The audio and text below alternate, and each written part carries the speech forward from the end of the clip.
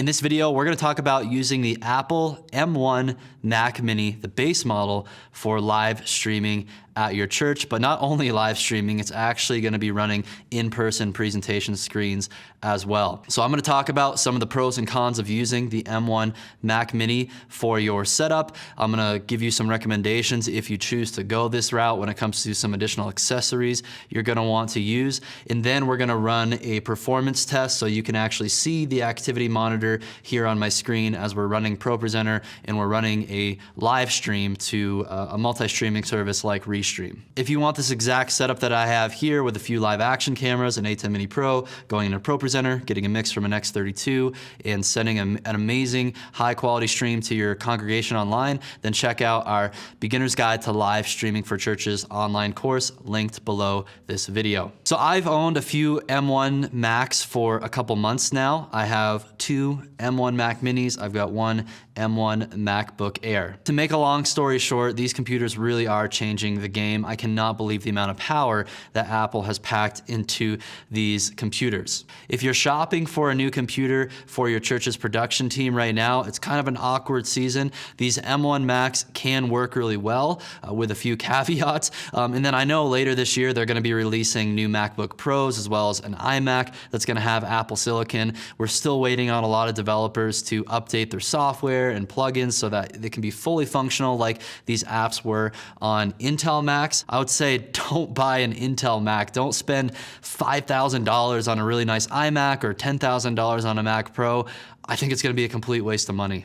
Intel really dropped the ball when it comes to developing chips that can just keep up with the times, keep up with the demands of a modern professional production environment or creative environment. And Mac just decided, hey, we're going to take care of making these chips. So and I think they're doing a great job. It's not perfect, but it's come a long way.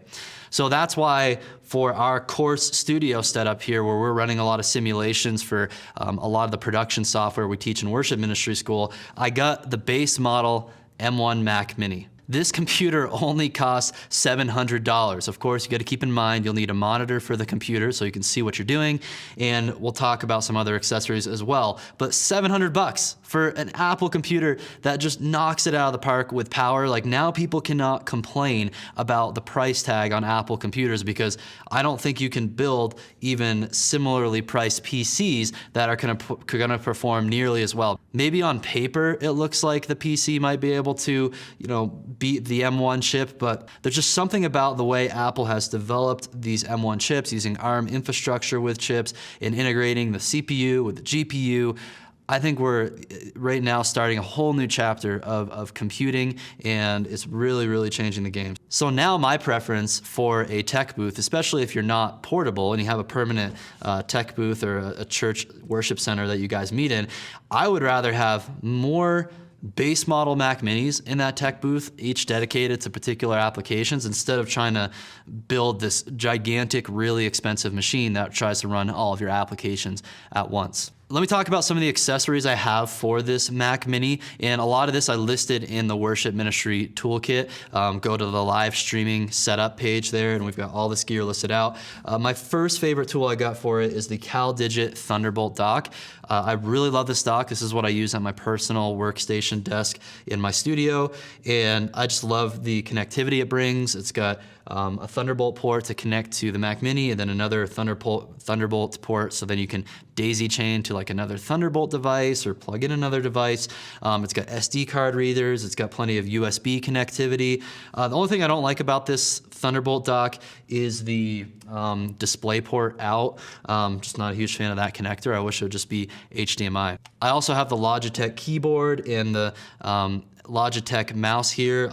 I just can't use any other keyboard and mouse anymore. And then I have a Magic Trackpad on the left here so I can scroll around my computer if I'm navigating timelines. I really like that setup. And then for my monitor, it's an LG 4K monitor. I think it's 21 inches. And then I've got an Amazon Basics desktop monitor arm so I can move this around however I would like. This setup works perfectly for my situation in this course studio where we're walking through how to set all these systems up and we're testing things out all the time. I think think this setup would actually work great in a lot of church tech booths as well. My biggest beef with the M1 Mac Mini is the lack of connectivity on the computer itself, especially the limitations with Thunderbolt. So they've got 2 Thunderbolt USB ports here, and I can usually get by, using a Thunderbolt dock. It'll add more connectivity, but the biggest weakness comes when you're trying to add multiple displays to the computer. This is a weird, quirky area where the old Mac Minis actually have more capability than the new M1 Mac.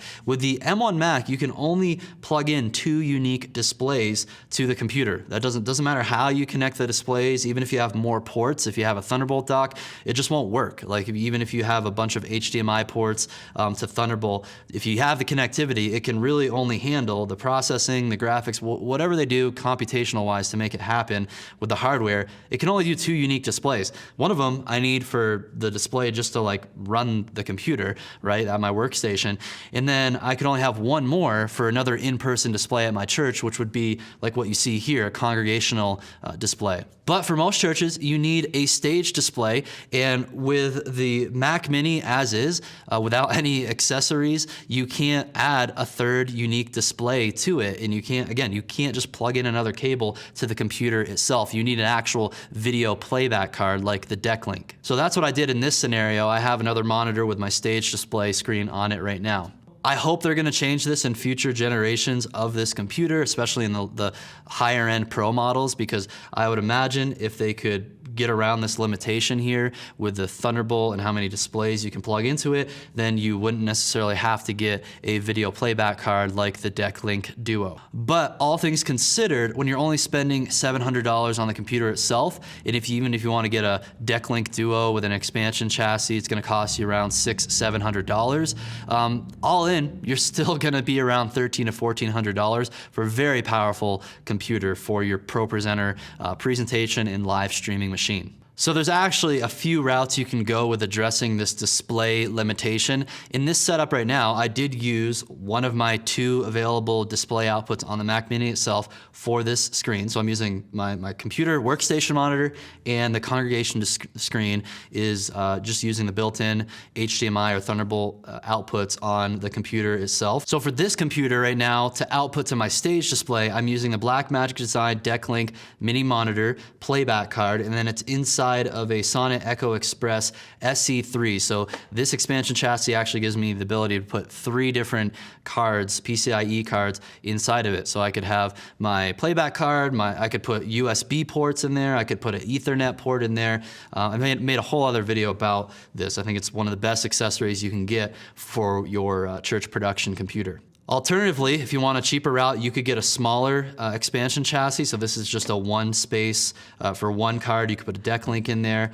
You could also get this guy. This is a Thunderbolt, 1 Thunderbolt connection, and then it gives you another HDMI output. These video playback cards, the way you have to think about them is it's not just like an adapter to send out another display like a Thunderbolt to HDMI dongle. It's a true playback device. And then when you go into Pro Presenter here, and I go to Screens, I go to Configure Screens, you're going to see here under my stage display, it shows up as an output, the Deck Link Mini Monitor 4K. These playback cards will show up as an output device in a different way than your actual plugged-in displays here, because look at when I have this pulled up, it shows my 2 displays, my workstation display and my congregation display.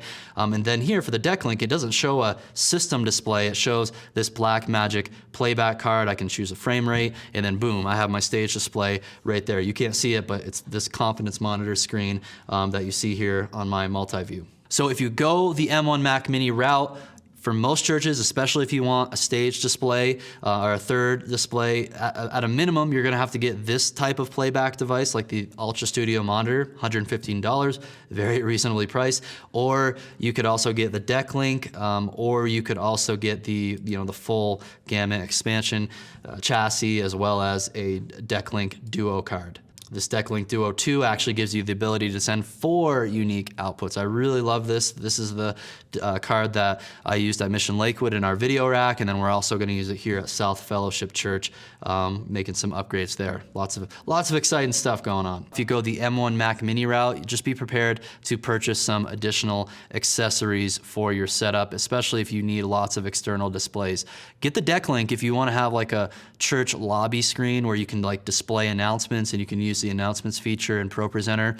And then you could have another extra output. Maybe you want to have a final program view of what ProPresenter is doing for your live stream. You could actually I could send my live stream screen, and not only to the live stream to restream, but I could also send it to like a local monitor. Or you could even send your final live stream program feed out of ProPresenter to an overflow room. So let's go ahead and run some tests. So here I am in ProPresenter. I've got my A10 Mini cutting 2 different video angles, and I'm just scrolling along.